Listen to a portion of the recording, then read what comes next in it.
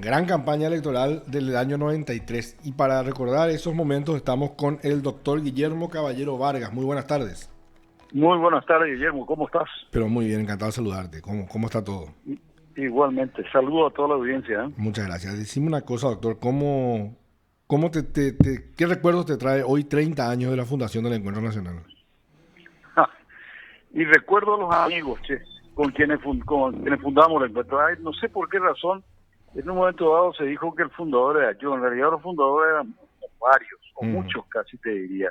Así que, pero por algún motivo a la gente se le ocurrió, como había sido candidato, se le ocurrió que yo era fundador. No, yo fui uno de los fundadores.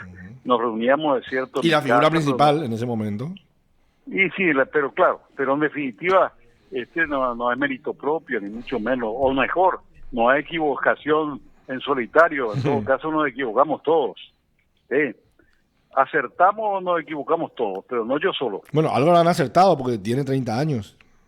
Y sí, por supuesto hay algunos jóvenes que se han encargado de insuflarle oxígeno. Y ahora tenemos una joven que le está inyectando un nuevo brío al encuentro nacional. Una chica con mucho arrastre, con mucha... Katia. Katia, fantástica, ¿no? Sí. Tiene mucho carisma. Y el encuentro es un movimiento que se nutre del prestigio de su gente. No es un movimiento ni un partido que esté enraizado en las tradiciones paraguayas. Crece o decrece en la medida en que quienes lo encabezan conectan bien con la gente, ¿no? Y este es el caso de Katia, conecta muy bien con la gente. Sí, sin duda. ¿Cómo surge? ¿Por qué se le ocurre en el año 91, más o menos, yo tenía 17 años, caramba, decir, bueno, hace falta otro partido? Había en ese momento, vos venís de una tradición febrerista, doctor. Sí, veníamos de la juventud febrerista. En realidad en los años 60 yo había militado en la juventud revolucionaria febrerista durante una década. Sí. Después me casé, me dediqué a los negocios, etcétera, y en los comienzos de los 80 empezamos nuevamente a reunirnos con los viejos amigos y ahí se fue redondeando esta idea, ¿no? ¿Y qué les llevó a fundar un partido? Porque hacía rato que veníamos reuniéndonos pensando en que la dictadura se acababa. Pensábamos, por ejemplo, que Stroessner no era inmortal. Claro. A pesar que nos equivocamos, porque finalmente... Murió en el 2006, no sé qué sí. Si se lo hubiera dejado seguir y a montar de pleno en el nuevo milenio. Sí. Pero bueno, lo cierto es que estábamos preparándonos para la transición y creíamos firmemente que por un otro motivo esto se acababa. El apoyo norteamericano había aflojado grandemente, al contrario. Estados Unidos con Carter había recuperado su compromiso con los derechos humanos. Claro. Que antes, con Reagan, por ejemplo, y con otros antes, con Nixon, el tema de los derechos humanos les tenía sin cuidado. Estaban para apoyar dictaduras en toda América Latina. Sí. Y esto se acabó a fines de los 70 con el avenimiento del régimen de Carter. Jimmy Carter, sí. Tanto fue así que en el 78 apenas se hizo cargo Carter de la presidencia norteamericana. Aquí teníamos en ese momento algo así como 700 presos políticos.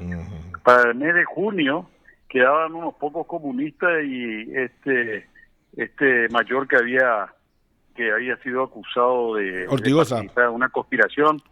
¿Ortigosa o Escolástico Bando? Ortigosa. Capitán. Sí, capitán. Bueno, en definitiva, quedaron, no sé, una decena de presos políticos, pero alrededor de 700 fueron liberados en 3 o 4 meses. No era magnanimidad del dictador, eran las órdenes que llegaban de Washington. La presión internacional. Claro, ni siquiera internacional, de Washington. Directamente los Estados Unidos. Entonces, claro, y como el dictador obedecía ciegamente lo que le decían desde allá, su soberanía se acababa con la opinión, ante la opinión norteamericana. Y bueno, muy rápidamente tuvimos un montón de amigos y de parientes que abandonaron las cárceles hacia el final de los años 70 y comienzo de los 80, sobre todo a finales de los 70. Bueno, en definitiva, creímos que se iba a producir un cambio. La falta de apoyo ya de parte de la potencia extranjera y la falta de la apertura de algunas libertades hicieron que de alguna manera la presión local, la presión interna de la oposición, y no solamente de la oposición, también el Partido Colorado se desgajó y empezaron aquí las divisiones en el Partido Colorado, lo que hizo que se facilitara lo que vino después, el golpe liberador del 3 de hoy, 3 de febrero. Entonces, estábamos en lo cierto cuando imaginábamos que teníamos que prepararnos para una transición. Y creíamos que, dado el viejo enfrentamiento Colorado liberal, había que ofrecerle al país una alternativa diferente. Eso prendió y prendió mucha gente. Por supuesto, no llegamos a culminar con éxito, no tanto porque nos escatimaran votos o la justicia electoral, además no los colorados nos haya restado mucho electorado, no. La propia falta de organización nuestra en el campo, en las ciudades, sobre todo en Asunción, estamos organizados, pero en el campo hacía una falta tremenda, una organización que movilizara a la gente de campo, que como sabemos, si no hay quien lo movilice, no se moviliza. Entonces, finalmente, fuimos sacados de carrera y en ningún momento, a pesar de que mucha gente me dijo que lo hiciera, a mí se me ocurrió hablar de fraude, cosas por el estilo, porque la verdad es que habremos perdido algunos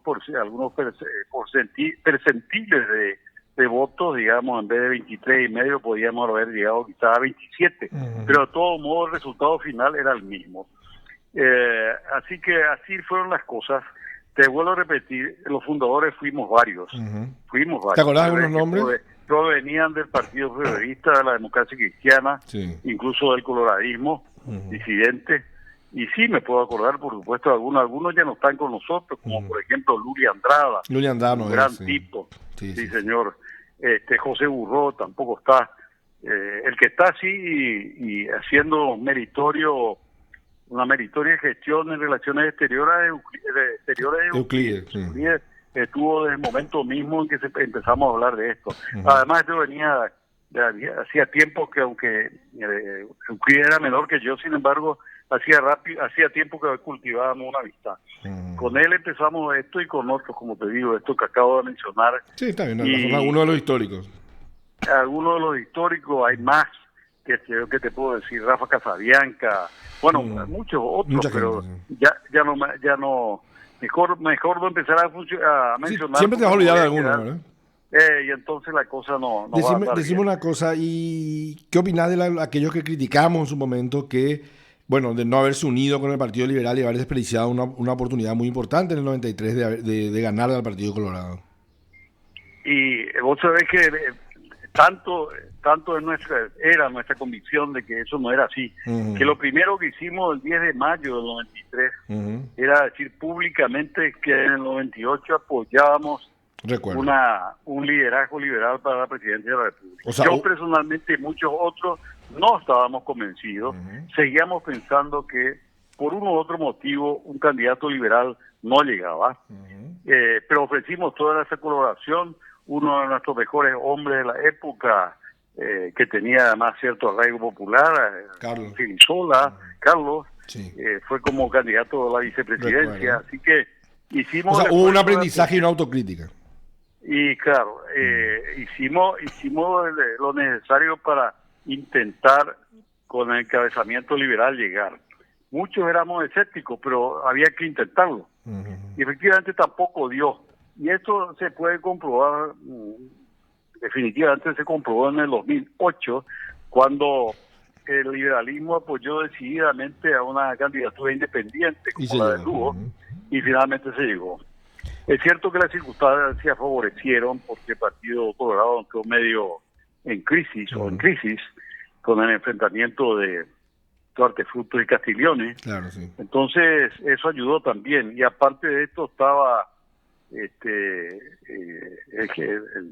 el general Oviedo, que encabezando ese movimiento, finalmente también le restó votos al votos. Partido Colorado. Pero de todos modos, se comprobó que con una candidatura independiente no solamente podían votar los liberales, sino que ese 25 o 30% independiente que es que tiene la franja independiente del país. No son pocos los independientes. Si los colorados son 40 o 45, liberales 32, 33, los independientes no son menos de 30 o 28, pero no es menos. En definitiva... Son un sector muy importante a tener en cuenta. Sí, no se puede prescindir de los independientes si es que se quiere competir realmente con alguna posibilidad con el Partido Colorado. Te quiero robar unos minutitos más con dos temas un poquito, sacarte un poquito de la historia del encuentro y preguntarte el futuro. ¿Es totalmente absurdo pensar en un caballero Vargas de vuelta en política? Sí, no, yo creo que esto es cosa de jóvenes ya.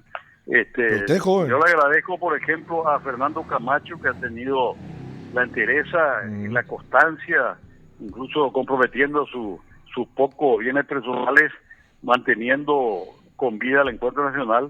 Y finalmente vimos, como te decía al comienzo, con este liderazgo joven que puede inflamar... ¿Y como apoyo a un gobierno en el sector económico, por ejemplo? No, luego que sí, eso sí, pero como candidato no, ya es la hora de gente más joven. Bueno, y ahora quiero hablar con el empresario. ¿Cómo está la economía de nuestro país? ¿Qué es lo que le preocupa? Mejor de lo que imaginábamos en marzo del 2020, con la pandemia. Que parecía con el inicio de la pandemia, en que esos primeros días, semanas de marzo y abril, pensamos que la economía nacional se iba a venir abajo de una manera impresionante. ¿Sí? Y no pasó. Y no pasó, afortunadamente. Es cierto que hubo un bajón importante, pero no una catástrofe. El país quedó más o menos ordenado y preparado para retomar su crecimiento que venía dándose en los últimos 15 años. Y el 2021 es un año que sin duda va a terminar con un crecimiento razonable. Para la situación. Sí, señor. Pero ¿Cómo ves el déficit fiscal, el nivel de endeudamiento, la inflación que subió un poco? ¿Eso no es preocupante? Personalmente lo que me preocupa es que le demos mucha entidad al tema de la inflación o del déficit. En cualquier país del mundo y sobre todo los países desarrollados y los no desarrollados, el 2020 obligó a un esfuerzo extraordinario. Aquí nos asustamos porque tuvimos un 6% de déficit, pero pregúntele a los norteamericanos que estuvieron con el 12, por el doble de déficit. Bueno, pero tienen espalda ellos para controlar eso. Claro, espalda, pero ¿sabe por qué tienen espalda? Porque tienen la máquina de sellar dólares. Pero de todo modo ocurrió lo mismo en Europa. Europa tuvo que utilizar el banco europeo para sostener la actividad europea y lo hicieron sin pestañear. O sea, pero si logramos ir bajando ese déficit, entonces estaríamos bien. Yo creo que no debemos pretender bajar a lo que veníamos de 1,5%, 1,8%. ¿Pero 2%? No debemos porque vamos a complicar la economía. Pero si bajamos un 4 y al año siguiente al 2, sería un fantástico éxito. Es decir, el 4% el año que viene y 2 el siguiente. Y el 2% en el 2023. Sí. Estaríamos haciendo una gestión sumamente eficaz a mi criterio. Comprendo. Y la inflación, ojo con la inflación, que la inflación en este momento es importada, no es un desequilibrio de nuestra macroeconomía nacional. Es una inflación totalmente importada. Los commodities, es decir, las mercaderías en general, han duplicado su valor en el mundo.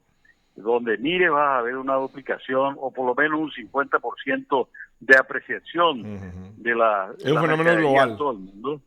Es un fenómeno absolutamente global, lo cual también nos lleva a una inflación indeseada, pero que no tiene componente interno, vuelvo a repetir. Comprendo. Es poco ese componente del déficit del año pasado. Pero, yo escucho un Guillermo Caballero Vargas optimista entonces con la economía dentro de la situación en la que nos encontramos.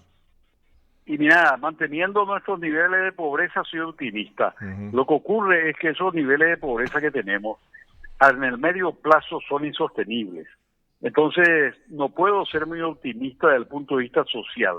Desde el punto de vista macro, soy absolutamente optimista. Pero en lo social necesitamos generar las políticas que bajen los niveles de pobreza. Por eso mismo es que espero que no se nos ocurra bajar del 6% al 1% en materia de déficit. Ya, sería un ajuste muy drástico, generaría mucho estrés social. Porque habrá que recortar todos los apoyos sociales, una serie de medidas que nos van a llevar a un mayor empobrecimiento de la clase, más que la clase media, la clase popular, que se va a ver sumamente, ya está golpeada y va a estar mucho más.